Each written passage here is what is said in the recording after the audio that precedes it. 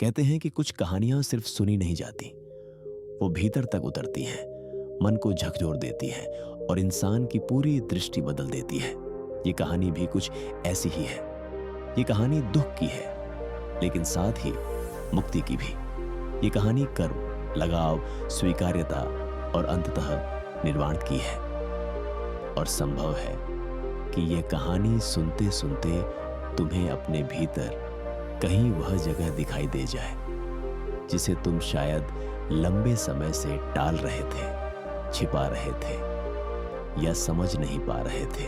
राजगीर में एक धनवान व्यापारी था, अनाथ पिंडिक। उसका दिल बड़ा था, वह दान करता था, लोगों की मदद करता था, लेकिन भीतर बहुत सारे सवालों का तूफान था। जीवन उसे अंदर ही अंदर तोड़ रहा था।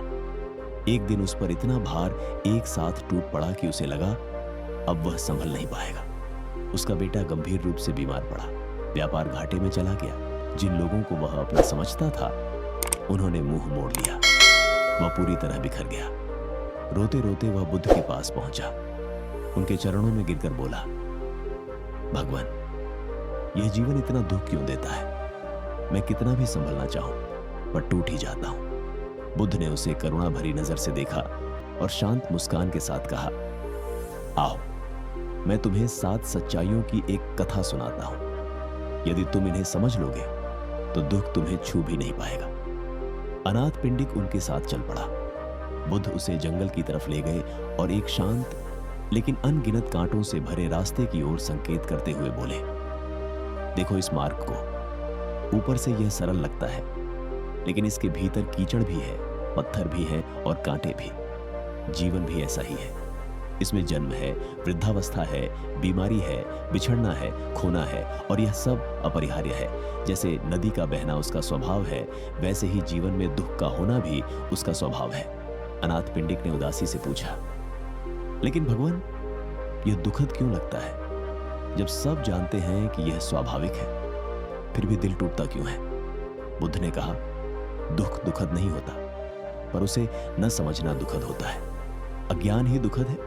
किसी चीज को स्वीकार कर लो, समझ लो, तो मन हल्का हो जाता है। कुछ आगे बढ़ते हुए बुद्ध ने जमीन से एक सूखी टूटी हुई शाखा उठाई और पूछा, यह शाखा क्यों टूटी? अनाथ पिंडिक ने तुरंत कहा, क्योंकि यह पेड़ से चिपकी रही होगी।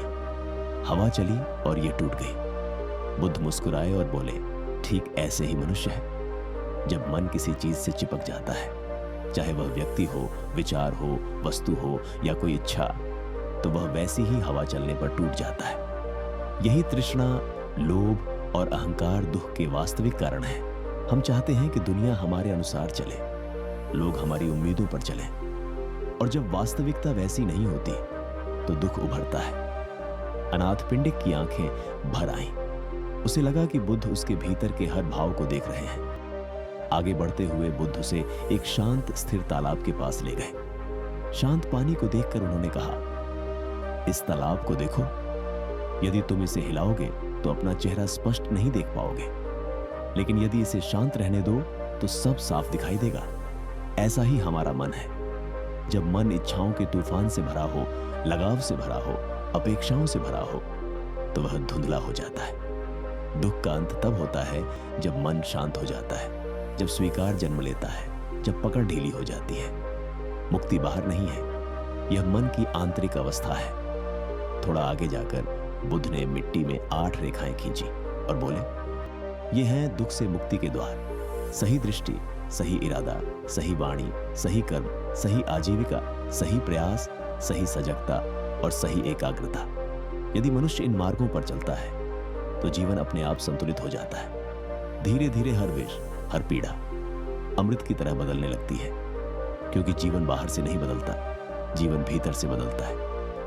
आगे उन्हें एक साधु मिला जो कई दिनों से भूखा था और वर्षों से कठोर तपस्या कर रहा था।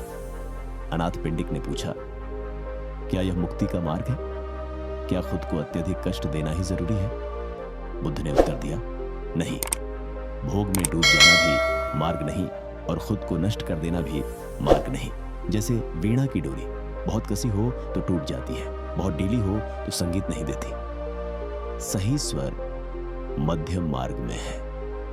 जीवन संतुलन से चलता है, आगे वे सूखे खेतों पर पहुंचे। बुद्ध ने कहा, जो बीज तुम आज बोते हो वही कल उगता है।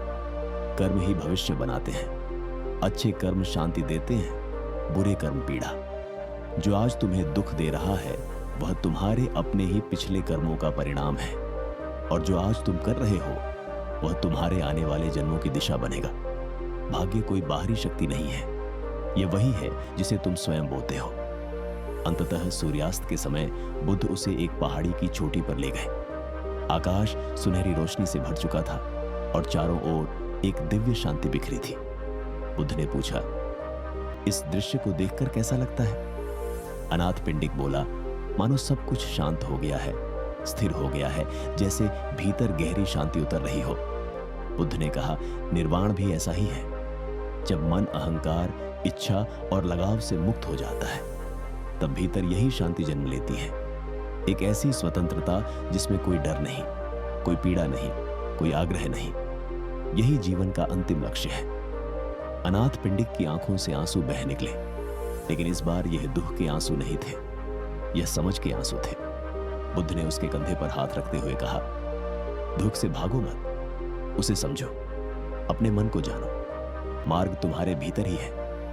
अनाथ पिंडिक ने सिर झुकाकर कहा, भगवान, आज मेरा नया जन्म हुआ है, और यही बुद्ध की सीख का सार है कि जीवन हमें तोड़ता नहीं, जीवन हमें जगाता है। अगर इस कहानी ने आपके दिल को छुआ हो तो नमो बुद्धाय लिखें, और इस ज्ञान को आगे बढ़ाने के लिए लाइक, शेयर और सब्सक्राइब जरूर करें।